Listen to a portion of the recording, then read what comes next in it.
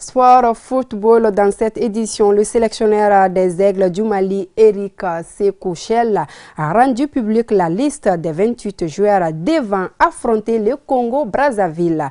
C'est dans le cadre de la 5e journée des éliminatoires de la CAN Côte d'Ivoire 2023. Salif Diakité.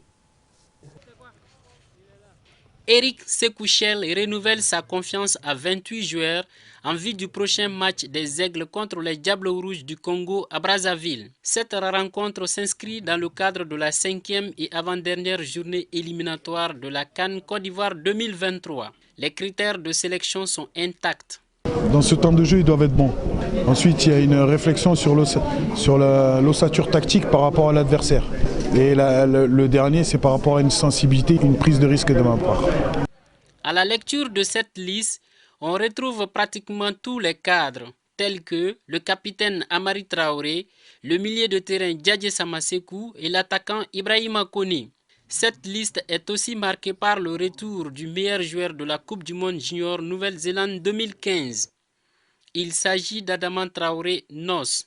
En revanche, Fousseni Diabaté s'apprête à honorer sa présence dans le groupe Aigle pour la première fois après avoir manqué plusieurs rassemblements. Des absents de taille sont à signaler également, parmi lesquels Yves Bissouma, Moussa Djenepo et Abdoulaye Doucouré. On s'attend à un match difficile. Voilà, il va y avoir un contexte compliqué. Donc c'est à nous à déjà nous mettre dans des bonnes conditions pour bien aborder ce match. Et tout de suite derrière d'être très ambitieux là-bas. On a la capacité et les possibilités pour être très ambitieux là-bas. Avant même la publication de la liste du sélectionneur, le regroupement avait d'ores déjà commencé, ponctué par quelques séances d'entraînement au stade du 26 mars. Les protégés d'Eric Sekouchel, qui n'ont besoin que d'un point pour valider leur ticket pour la CAN, s'envoleront pour Brazzaville vendredi.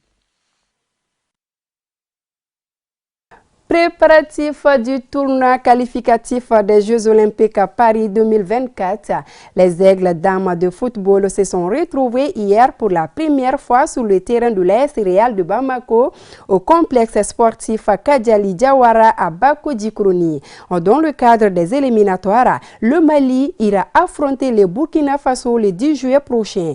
Quelques temps forts de cette séance d'entraînement avec notre reporter Hawa Kamisoko. Après son élimination à la phase éliminatoire de la CAN Maroc 2022 par le Sénégal, l'équipe nationale du Mali a repris les entraînements ce lundi sur le terrain de l'AS Real de Bamako. L'objectif est de préparer le match aller contre le Burkina Faso dans le cadre des éliminatoires des Jeux Olympiques Paris 2024, le 10 juin à Ouagadougou. Pour cette première séance d'entraînement, on constate l'absence de plusieurs joueuses convoquées par Mohamed Oussi. Nous avons jugé nécessaire de nous focaliser sur les joueuses qui sont en forme, qui ont joué le championnat, notamment du Maroc, de la France et celui de la Turquie et du Mali, 28 joueuses. Avec cet ensemble, nous allons mettre une équipe sur place pour ce premier tour. Certaines ne sont pas encore venues. D'ici le 20-25, on aura l'équipe en complet. Un match à ne pas négliger car l'équipe du Burkina commence à avoir une ossature. On joue pour gagner. On fait ce rassemblement, c'est pour venir défendre le drapeau du pays. Nous avons juste besoin d'un certain nombre de conditions. Face au Burkina Faso, certes, une équipe qui a participé à la dernière CAN.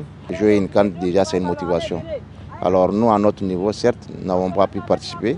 Alors là, nous devons, coûte que coûte, redresser la barre. Pour cette première séance d'entraînement des Aigles dames, la logistique a manqué.